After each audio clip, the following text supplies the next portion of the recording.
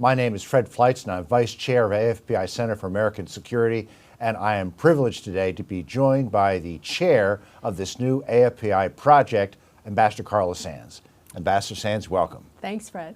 Say, to start off our discussion, I thought I'd ask you to talk a little bit about your time as a Trump administration ambassador and your work for AFFPI. Sure, it's my privilege to talk about that. So, Fred, I'm a former CEO. I ran a private equity and commercial real estate company. I was tapped to be President Trump's ambassador to the Kingdom of Denmark. So that's Denmark, Greenland, and the Faroe Islands. And while I was there working for him, I worked to counter Russia and China, worked to increase American jobs. My team and I were able to counter Russia by blocking that Russian gas pipeline, Nord Stream 2. We were also able to block Huawei throughout the entire kingdom, so there was no Chinese 5G in the backbone of Danish telecom. We were also able to put a consulate in Greenland, which was a #1 goal while I was at ambassador school. And I was awarded the Department of Defense's highest civilian honor, the Medal for Distinguished Public Service, for my work basically countering Russia and China in the High North. And I heard about AFFPI from Brooke Rollins in early 2021, soon after I got back from serving. And she talked about her mission and her vision for AFFPI, and I got excited. I got involved and became the vice chair for energy and environment here at AFFPI and the Pennsylvania State chapter chair. So I worked on the C4 side on helping the Pennsylvania election up in the run-up to President Trump's inauguration. But it was the privilege of my lifetime to be President Trump's ambassador and also to serve on his Economic Advisory Council. Well, you've also been an important player here at AFFPI, and now you've been tapped to head this new foreign policy initiative.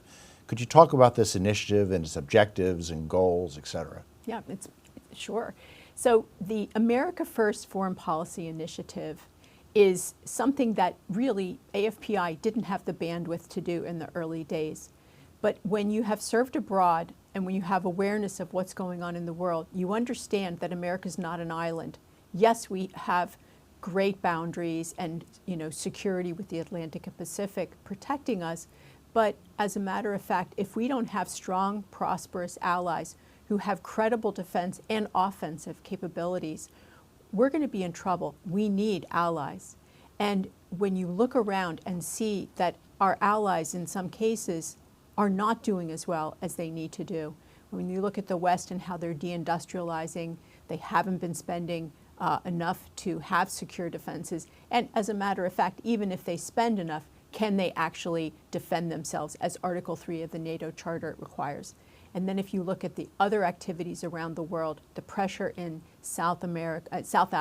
in Africa, when you look at South America, Central America, the Caribbean, and the fact that China, Russia, and Iran have all moved into our hemisphere and are a threat to our security. All of these things, looking at the globe, caused me to want to do more to make sure that America is secure because America has strong allies and that we are a force for good around the world. So obviously an objective of this initiative will be to educate and to promote the idea of the America First approach to U.S. national security. Could you talk about that and how this has been implemented in now 6 months of the second Trump term? Well, sure. I think the initiative is not about America First. The initiative is about nation first. Because as President Trump has shown us, he is not interested in nation building. He is not going to try to force another country with completely different ideology to think and behave the way Americans do. That's a failed experiment that we've seen over multiple administrations. Instead, he wants them to be a good trading partner, have fair trade, be a good security partner. What are we building together? What are we securing together is part of his ethos, understanding that you're not going to likely attack a strong trading partner who you have a security relationship with. And I think that is the goal of the America First Foreign Policy Initiative, is making sure that the nations that we trade with, that we have relationships with, have secure sovereign borders. No one wants to go and die for the world, but young men go every day and they will die for their country, for their people, their kinsmen. Another thing we see is that the globalists are causing a lot of, they're putting pressure on countries not to have their own culture and their own ideas, that there's a pressure to have no borders and have a kind of globalist leftist culture. But every nation's culture and history is precious to them and important to I don't want to say the word preserve, but I will say support, maintain. And just like in the United States, we have a wonderful culture that's been denigrated by the left, and they're attempting to destroy it. I mean, look at the border that was left wide open by Joe Biden, allowing any criminal, anyone who wanted to break into our country to just come in. Well, that is destructive it's destabilizing and destructive to our culture, to our security, and to our prosperity, because we end up paying for those people. Well, that's happening around the world. And when we look at Africa, for instance, they deserve to have their own industrial revolution. They deserve to have prosperity and opportunity in Africa. And the globalists, the leftists, have attempted to make it that Africa can't have the fossil fuels and the power that they need to be prosperous. They've attempted to control them with leftist policies and tied trade and aid to behaving in certain ways. Well, President Trump is not all about that. And so I think that we will see a sea change, a tide change, and more prosperity in the continent of Africa. That's right. And remember, Trump said when he went to the Middle East, he wants peace through strength and prosperity, which I think was a great way of developing the successful approach to his first term. Well, I have a question you're especially well qualified to answer. What's that? That concerns Greenland. Oh. Now, as President Trump's former ambassador to Greenland, you obviously know a lot about Greenland because it's a Danish possession. You've actually been to Greenland. How many times have you been to Greenland? I've been to Greenland 5 times. Wow. Well, you wrote in a June 17th, 2025 Washington Times op-ed why Greenland matters to U.S. national security. Could you talk about that? Well, I can, sure. And I just want to harken back to your prior question, too, or your prior comment when you were talking about the Middle East. We just had President Trump go on an unbelievably successful trip to the Middle East, and he strengthened those relationships, those ties. You know, China has been using the world as their playground with no U.S. president standing up and saying, we want to be your trading partner, we want to be your security partner. And if you see what happened while he was there and the money that has rolled in, I believe now President Trump has secured more than $5 trillion in foreign investment from countries and companies. They're going to make things in the United States, manufacturing, reindustrializing our country. It's so exciting. And then to see the tariffs actually be so successful. We had a surplus, a budget surplus over the past month. President Trump's policies are working. All the economists were wrong, all those lefty mainstream economists. He knows what he's doing. I hope that the world and the smart guys and girls in our country will go along with him and say, let's give this a try. Let's have shared prosperity. Greenland's a great place. The people are wonderful. They want to go independent. They're semi-autonomous. Denmark controls their foreign policy and their security policy. And if you look at these Greenlanders, they're tied to Denmark, but Denmark has oppressed them over the centuries. And I think at the end of the day, you have to believe people. If they say they're going to go independent, they're going to go independent. So we would love to be a great friend of Greenland. And President Trump, he says that they'll be part in some way of the United States. Well, you know, there are ways to be part of the United States and be completely independent, have your own government, make your own decisions. It's called a COFA. It's a free association agreement. And that could be one pathway that President Trump ultimately chooses, along with the Greenlanders, because they're going to decide. But they want opportunity. They want to grow in their tourism. They want to grow in their mining industry, and they want their kids to speak English, not Chinese, as a second language. That's great. Yep, I'd love to ask you a few questions if that's please. okay. Okay. So you are an amazing national security expert, Fred. You have so many years. People don't know all of your accomplishments, and you are watching what's happening around the world. I'd love to ask you about Russia, China, and Iran. Maybe we could start with Russia first, because there's so much happening in that space right now with the threat of sanctions. And can you tell us a little bit about what you see? Well, there's lots going on, and we both had to talk about this because you're on TV all the time talking about this. Well, President Trump made news this week because he said that he's going to be providing weapons to Ukraine that we're going to sell to NATO. And he said that if Russia doesn't agree in 50 days to implement a ceasefire, he's going to put very tough sanctions, not just on Russia, but on nations that buy Russian oil.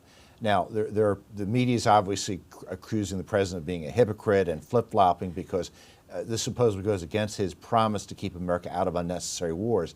That's not correct. The President Trump is proving, like he did when he agreed to bomb Iran, that his America First approach is pragmatic, that he'll adopt a policy that's working, and if it isn't working, he's going to adjust it. And what happened here is that Vladimir Putin was disrespecting Trump. He was accelerating the war. And a good leader will change his policy when the circumstances change. But this is still America first. If you look at this very carefully, Trump is not giving these weapons to Ukraine as a gift. He's selling them to NATO. And this fulfills Trump's promise that European states have to take primary responsibility for securing Europe and the war in Ukraine.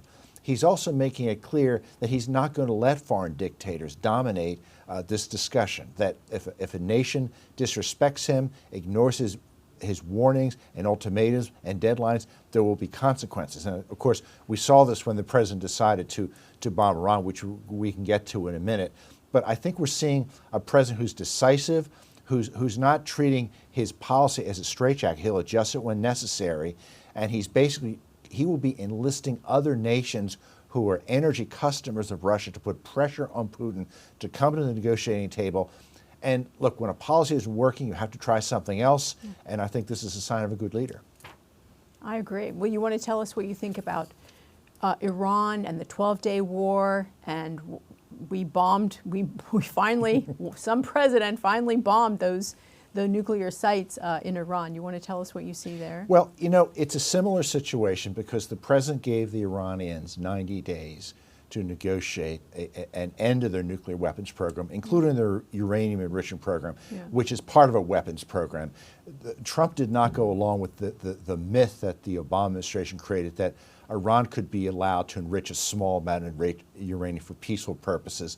They were enriching uranium to 60% uranium-235. This has no peaceful purposes. It obviously was for a bomb program. And the president just didn't listen to the globalists who said, well, maybe we'll just compromise on this. And obviously Israel did not want to compromise. Well, Israel wanted to bomb Iran earlier, and Trump said, no, I want to try diplomacy. And this is consistent with his America First approach to use all tools of statecraft short of war before it considers using military force. And that's what the president did here. He gave the Iranians an opportunity to negotiate. It would have been a pretty lucrative deal for them if they decided to go along. They dragged their feet out, they lied, they didn't negotiate in good faith. Then he gave them a short extension. They talked to the Europeans, did the same thing. Then Trump took action because he decided that the Iranian nuclear program is a threat not just to Middle East security, but to American security. And he decided this is something I have to do. And when some of his MAGA supporters weren't happy with him, and he responded, I came up with the concept of America First. I decide what's in it. And again, he showed flexibility. He showed that he's pragmatic to deal with a new threat, to take action that maybe he wouldn't have considered doing last year. But we know something Donald Trump has always said: he will not let Iran get a nuclear weapon. He did.